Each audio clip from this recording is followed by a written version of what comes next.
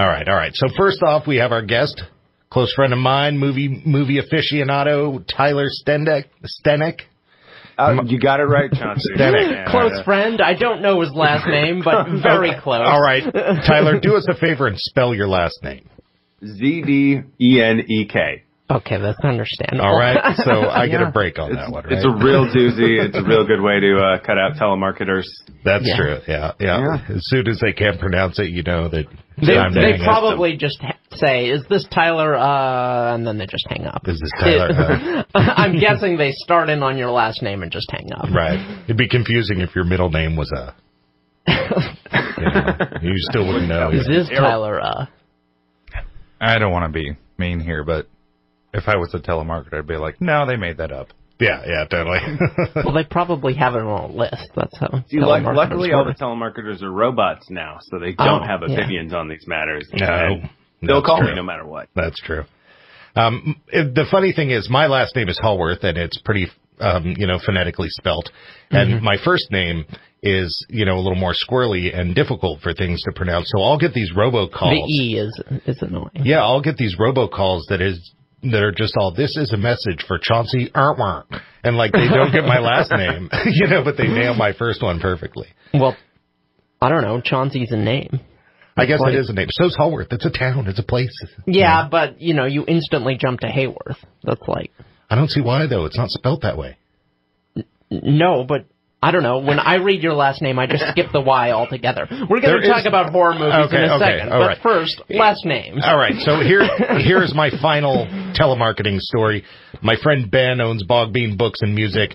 When people used to call, his favorite thing to do would be when they called up and said, hi, is Ben Bambauer there? He'd say, hang on a second, let me go get him. And he'd set the phone down and then just go about his business as they sat there for hours.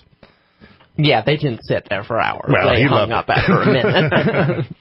There was probably a nice break for them.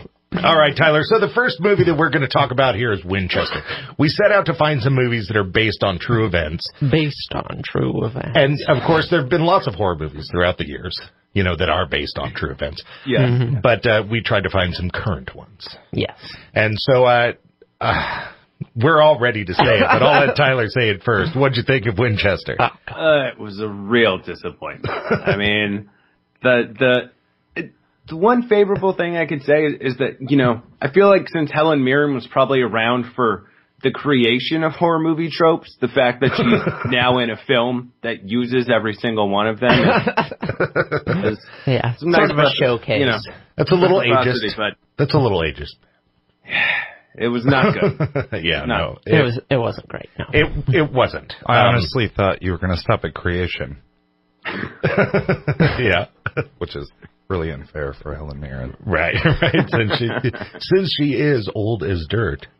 I thought that basically my joke that I told to myself as soon as it started was that damn Helen Mirren. Because, it is just how does she get connected with You think this? it's a seal of quality that she's in it. You think you're safe when you see her in the credits. You do. And then, so wrong. Yeah. Yeah, and it's a cruel trick. And another cruel trick of these movies is that on a directing level, like on a visual level, they are so there's such a formula to them. There's all these great filters that people are using that they all cinematically look pretty good. So the movie itself was looked pretty good. It was all kind of dark and well lit and kind of cool and kind of had that sort of when they're showing the city shots, it kind of had that cool sort of fake Spielberg city shot kind of look. So but so many movies have this that you can no longer rely on that when it comes to movies because it's automatic. No, you can do that with a $1 million budget or, in the case of Winchester, maybe a couple $1,000 budget. I don't know how much money went to Helen Mirren and how much money went to the making of the film. Yeah, it makes you ask yourself, is Helen Mirren crazy, or does she need to fire her agent? Is that the real psychodrama at play here? We're watching Helen Mirren unravel, and Winchester's just the beginning? Right. Well, so you're proposing that this movie was a cry for help? Well, it might have been. I mean, well, here's my dispute that. Here's my movie factoid about Apocalypse Now. That scene where Martin Sheen is all drunk and going off about his dad is really him all drunk going off about his dad, and he videotaped it. I mean, they filmed it and they used it in the movie, but that's not actually. Yeah, it was pre-videotaped, 70s. But they actually filmed him freaking out about his dad. When you go into a movie theater and they pop the cassette in and the grainy footage appears on the screen. I wish, man, you'd see better movies. It really was. I don't know, kind of a. And plus the guy who starred in it, he was good too. I forget his name now. But he played, I don't think I actually knew any of the actors other than him. He played John Connor in that's Terminator where he was from. I couldn't peg it. Never watched it. Yeah. And I liked him. I think that he has like a very sort of period piece look. He sort of nails it really well. He definitely pulled off, being a druggie. Or right. What did she refer to it? I think we should. An abuser of substances. I think that was it. Yeah. That was trope number abuser one. Of medicine? I don't remember. Yeah, we need a bell to ding for each of the tropes. Trope number one. That is a movie that is crying out for a drinking game. All right. Just have to say. Tyler, go on. Say it again. Trope number one. Trope number one. All right. There we go. We have a bell. Best production values ever. You might as well just jingle. Right here on Radio Wasteland. Totally. You might as well just jingle that one like a reindeer, man. So, guys, there's a lot. Why was this movie so bad? Speaking as horror movie veterans, whereas I am a horror movie amateur. For starts, I feel like the ghosts weren't even on the scary end of ghostly. No. What was our first ghost? He was just a gray guy with funny colored eyes? Yeah, totally. I mean, that's where the budget went. Those milky white, contacts. Those don't cost a buck. All right, we're gonna rip this puppy apart after this commercial break. Come on back, and we'll tell you exactly why Winchester sucked.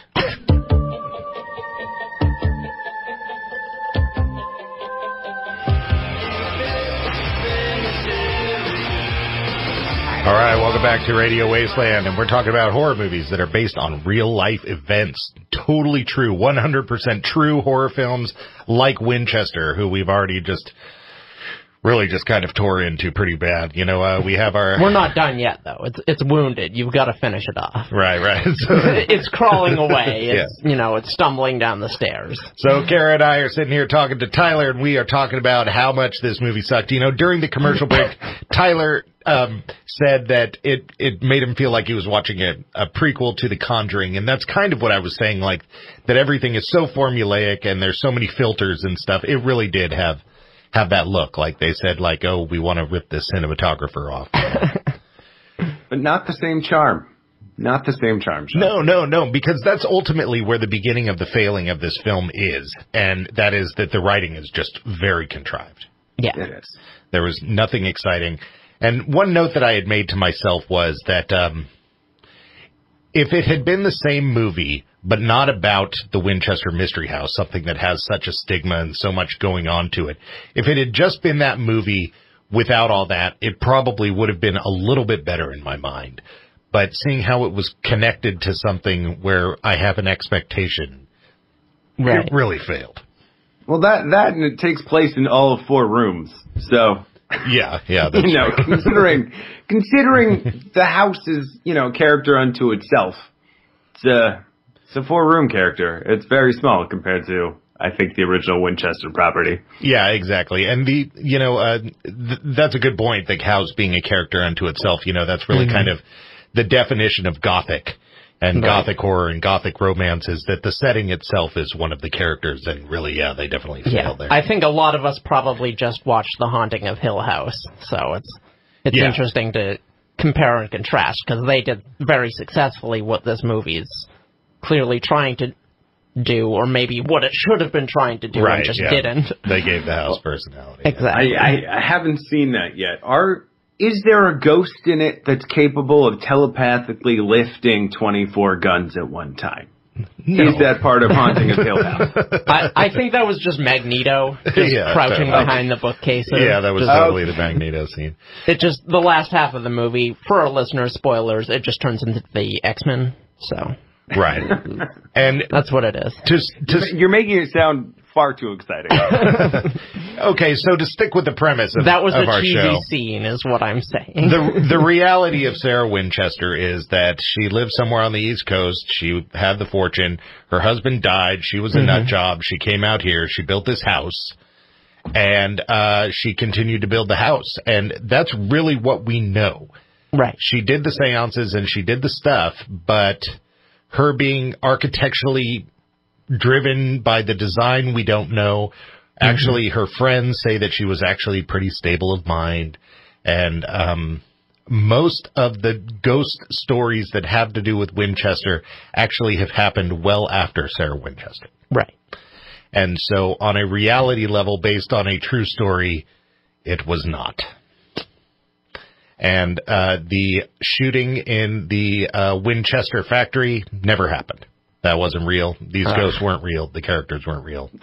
None of it was real. Weren't even real, Chauncey? No. Kind of a based on a true story movie is this? I don't know. It's based on a true story in the sense that Fargo is based on a true story. Yeah, or the Blair Witch. Yeah. Okay. I'm back on board. The Blair Witch at least had really good marketing around it. Yeah. You know? So did Fargo. Yeah. But so none of Fargo was a good movie. Yeah. So I was really sort of disappointed to read that none of this was real. It was basically, to call it based on a true story is really just a brutal fake news. That's some fake news right there. Yeah. Now, I am wondering, have either of you read the Winchester graphic novels? No. Is that a thing? Okay. Yeah, there's a little 6-part series that's really well done, and the monster in that is more like her own personal mental anguish. Oh, that's cool. And, it reminds me much more of that, the Del Toro movie, the recent one. Oh, The House That Bleeds Red. Oh, Crimson Peak. Yeah, it reminded me more of Crimson Peak. Yeah, another gothic, great gothic movie, you know. I was obsessed with gothic romance novels.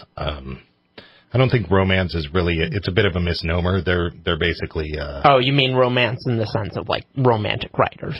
Right. The romantic period. Right. So it's basically these sort of, all these horror books that are basically have some innocent girl who's sent to some sort of large building, either in an old house or an insane asylum or a church or something, and then crazy stuff goes on. Post office, a deli, department store.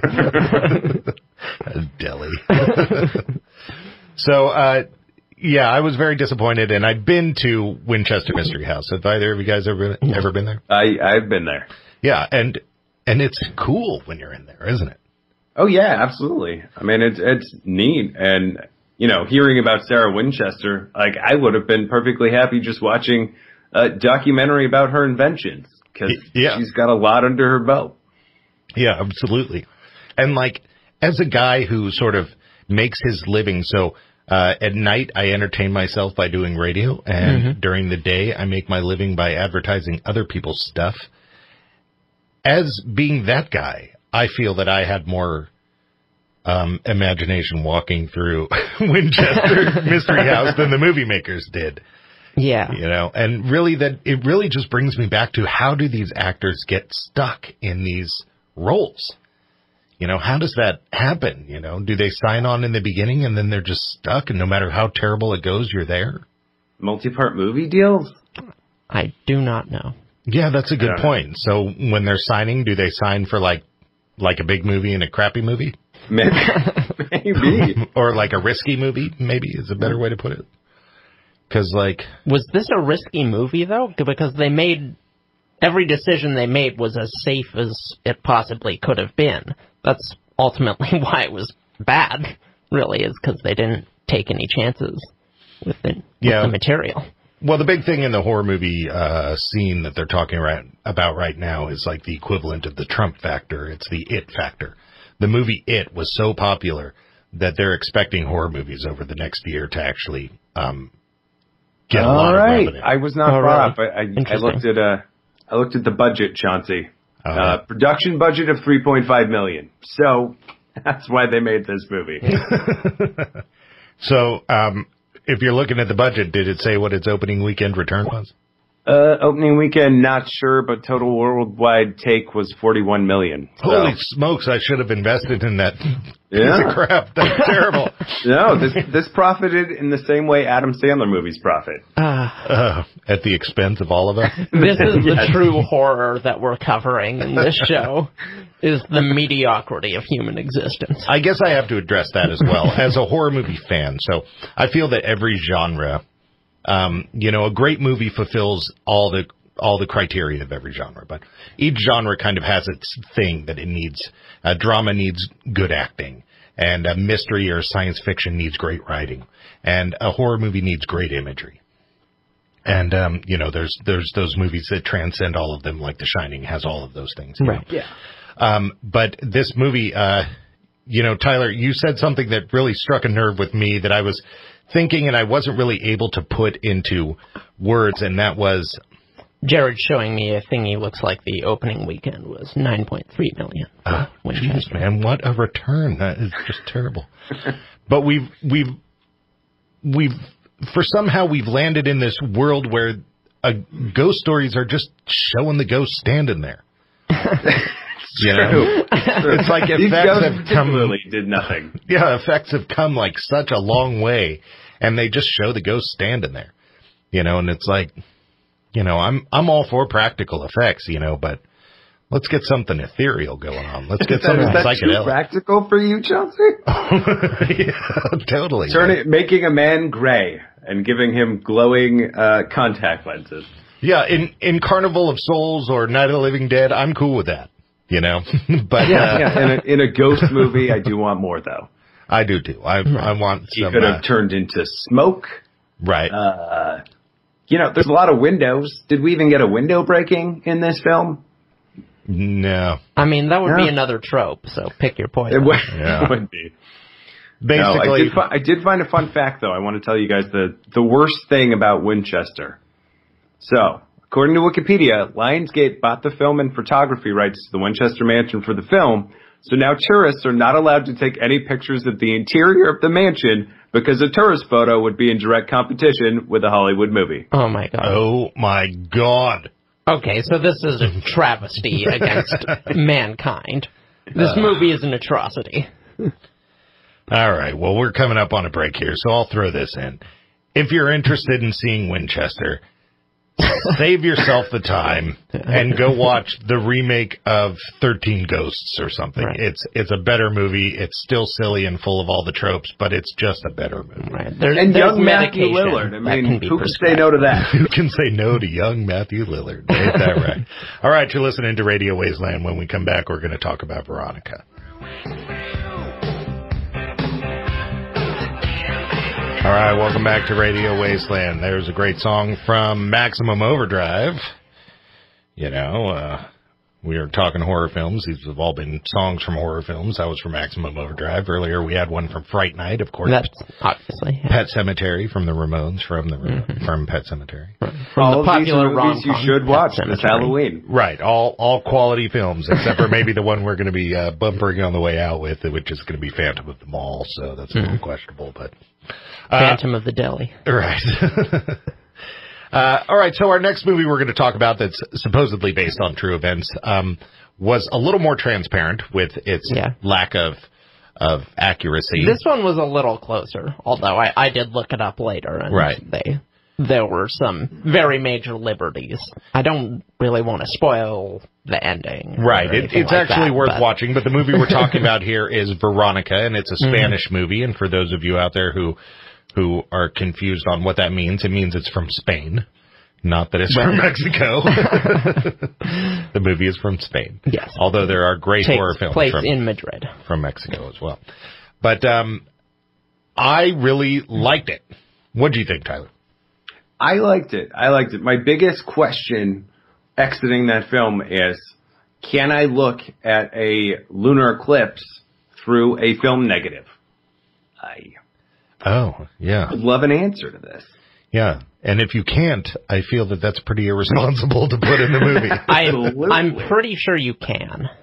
You can? I don't know, man. I don't know. My buddy Chris was a welder, and we went and watched the eclipse here in Reading, and we had to not only wear his welding mask, but have something else in front of it because his welding mask alone wasn't strong enough. Oh, wow. So, I mean, it's got to be strong. I mean, that thing's going to burn a hole in your puppies. Okay. Yeah, so, the first thing that I thought about with it is my horror movie snootiness. I am a snooty, hardcore horror movie fan. I have been literally for decades. I've seen just about everything.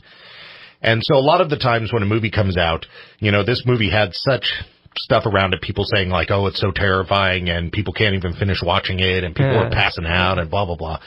And so when I saw it, I was thinking... It's a little overhyped. Well, of course it was overhyped, I mean, Jared was reading me all the reviews about how absolutely terrifying it was, which is why I watched it. Am I misquoting this? No, I literally heard that people had to stop watching it halfway through. Yeah. And I believed it. And then you watched it and you're like, whatever. It's not that bad. Yeah. No, it's really not. Did they screen it for a bunch of kindergartners and that's who gave these... I mean, people stopped watching Reservoir Dogs halfway through. My view of anybody who has to stop watching a movie halfway through is they either have some serious religious beliefs or they need some counseling. Yeah. Something to cope with some past trauma that they're just not... I mean, I have never seen a movie that I'm just all like, oh my God, I just can't handle this. I mean, I think maybe some a people lot are of haunted probably people more let that high-strung, but... Maybe what, Tyler? I said maybe a lot of haunted people had to leave the movie theater. Yeah, that's true. That's true. Like, this is really close to home. Ghost buddy sitting in the seat next to me. Let's get out of here. Right. Well, here's where my snootiness came into play. And, I'm watching it and I say, okay, well, one reason why people think that this is so scary and so cool is because it's something very new to them. But as a fan of horror films, if you followed any sort of horror films out of Spain or Italy from the late 70s on, this movie had very much a look and a feel that is very similar to movies from that part of the world. It was not shocking. It had this kind of retro modern thing where it was obviously trying to throw some throwback Dario Argento fanness or Gallo film fanness, thing. It also had this weird thing that these European movies have, and I'm not sure how to say it in a PC fashion, but they get a little too comfortable with young girls coming of age. I don't know. They show them in a light that's really wouldn't fly here in American movies. Do you guys see what I'm saying? Yeah, I mean... Yeah, but I think also... What about, Carrie or hell, even It? Yeah, I think it's also culturally, it's, a bigger deal. Yeah, no, that could be it. I agree. It's just weird to see where they sort of are sexualizing a 15-year-old girl, Yeah. And you don't really see that in American films. You'll get the implication of it, but, and don't get me wrong, there was nothing specifically racy about this, but there was just something about their delivery of this girl that is sort of common of European films. Mm-hmm. I don't know. But the one thing that I did really like it's been a long time since I saw an exorcism or possession movie that didn't remind me of The Exorcist throughout the entire thing. And I felt that this one was different. Yeah, yeah. And I thought they did do a good job when, she is possessed and they're showing, spoiler alert, her, screaming with her face all contorted, mouth back. Yeah. Shows a good camera angle. I don't know if they did any digital effects to make her mouth look bigger, but it certainly has that spooky feel to it. Yeah, that freaky thing in the ring when they'd show the corpse and it's all Yeah. And I don't know. I think we're allowed to spoiler affect this one because, it came out in 2017. What is the cutoff date at this point when you can spoiler things? I don't know what the spoiler statute of limitations I believe we had an argument about this outside. All right, what did we come up with, Jared? I don't know. I think Sean Terra, sorry. Okay, we have to do the whole show again now, Jared. Great. I think you came Start up with it over. Let's talk about Winchester. Oh, no. See what you've done. You've made us talk about Winchester. I was going to say, I think you had the most definitive answer. Or, but it couldn't have been that definitive because I don't remember what it was. All right, Tyler, what do you think? How long does a movie have to be out I don't know. before we're allowed to just sort of huck spoilers around? I'd say a month. 1 month? Oh, that's way shorter. I was thinking like 6 months, and I think Kara said a year. Yeah. You know? Yeah, a year is about what I think. I don't know. Working in an office environment, though. Yeah, that's true. Like... Oh, yeah, that is what I said. I thought you said once it came out on DVD. Or... Once it's on DVD, because at that point, anyone in the world can pirate it. So it's like... So now we based it off of pirating. I mean, don't we? Yeah, I guess that makes sense, you know.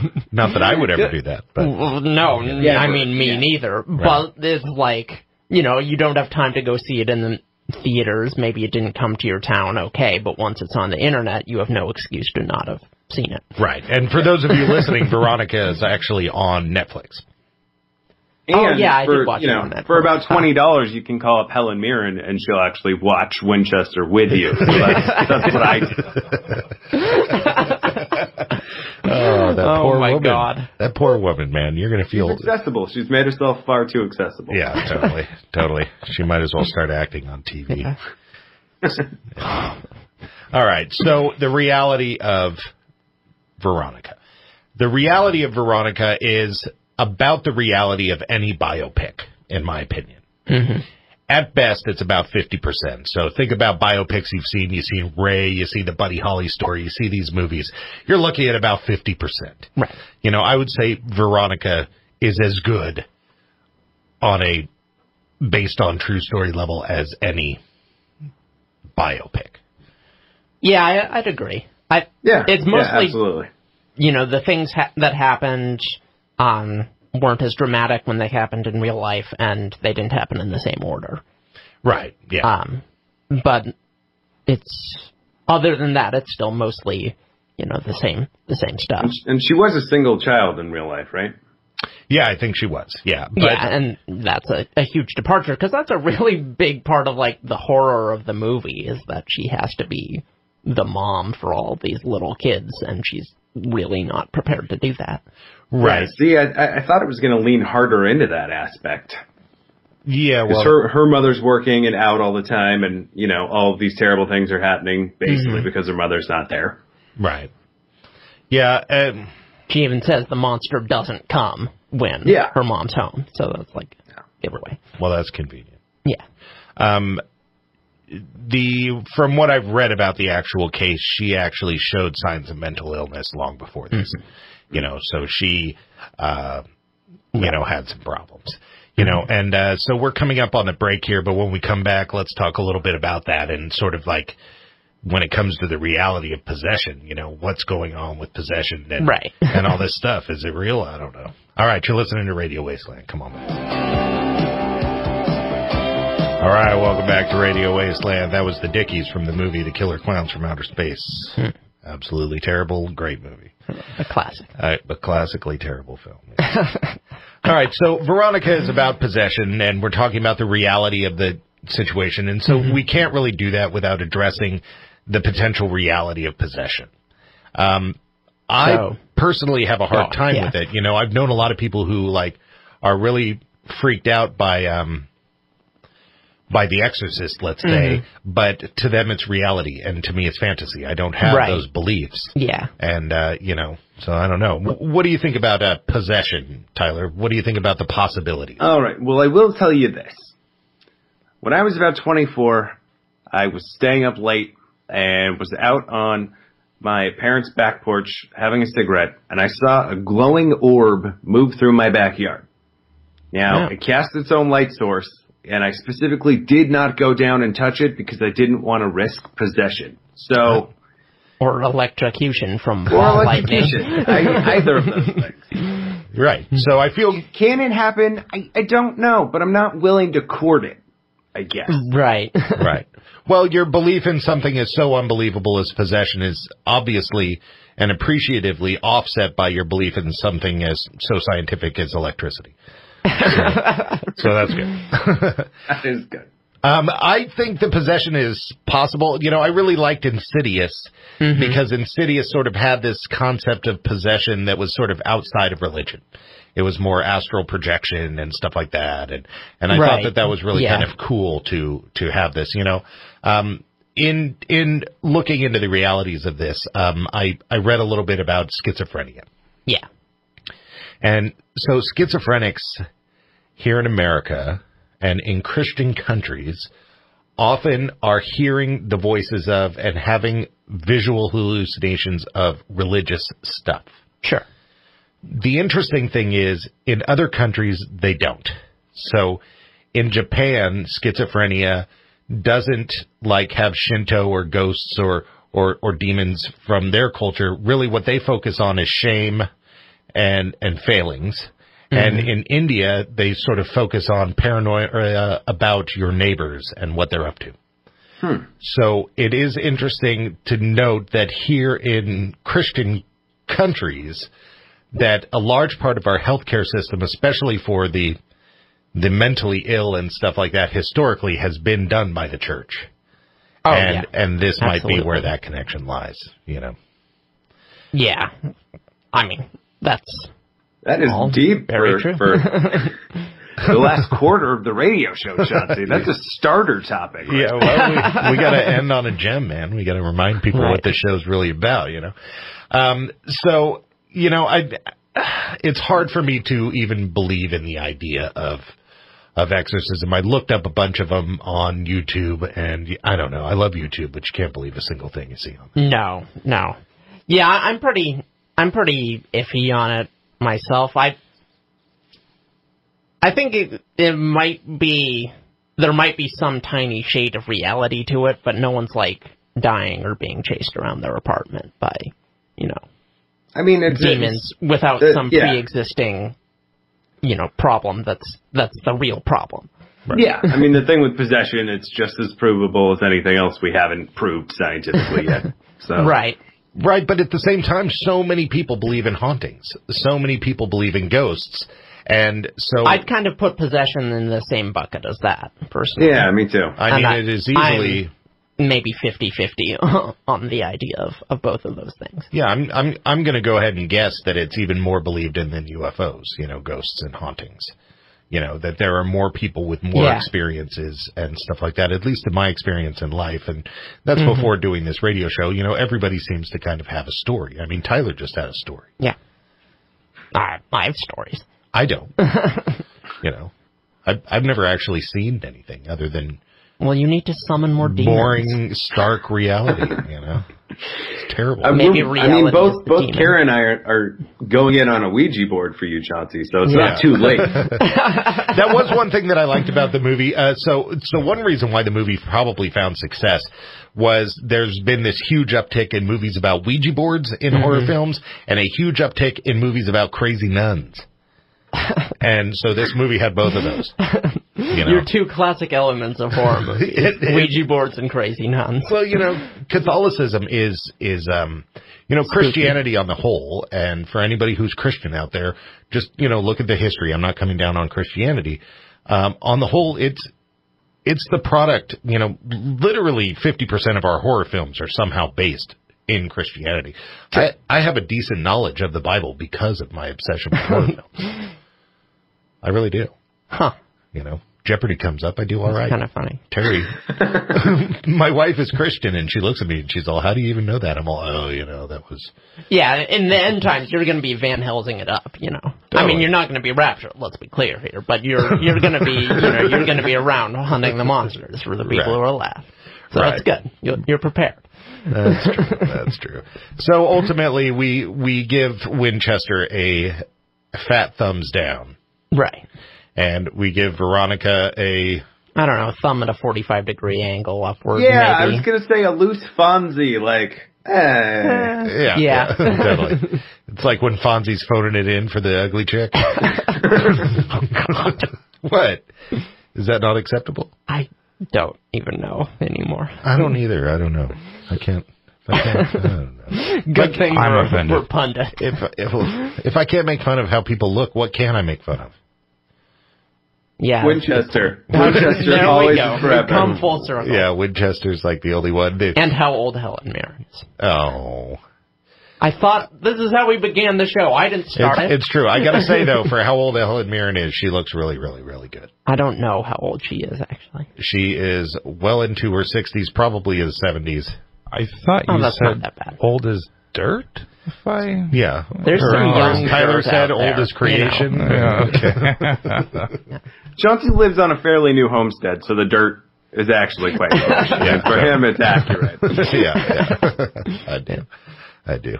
Grinds down rocks every day to make some new dirt. My apartment complex was built like 20 years ago. So, you know.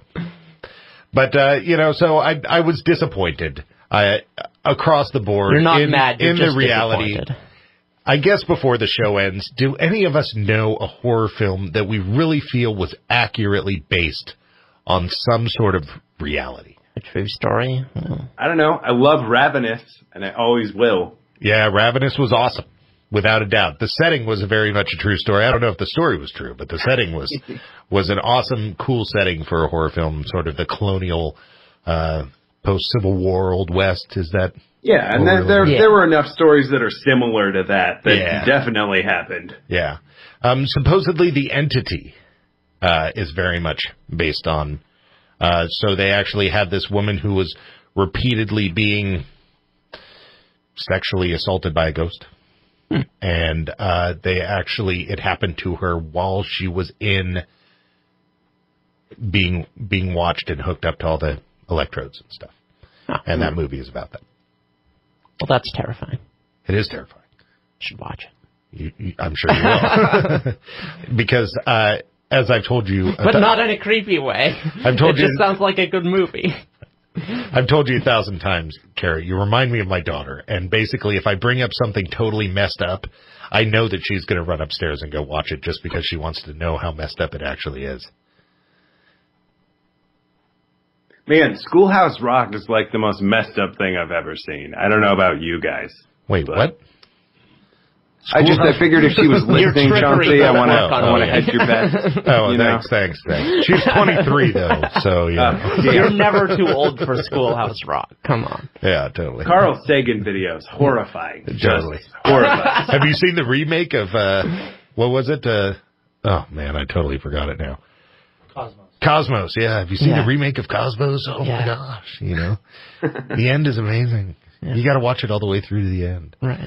All right, so you've been listening to Radio Wasteland. We've been talking about which movies are good and which movies are bad and if they're based on real situations. And we've come up with bad, decent, no, and no. Thanks for checking us out for our little Halloween fun. We'll see you next week. Yeah, thanks for having me on. Thank you, Tyler.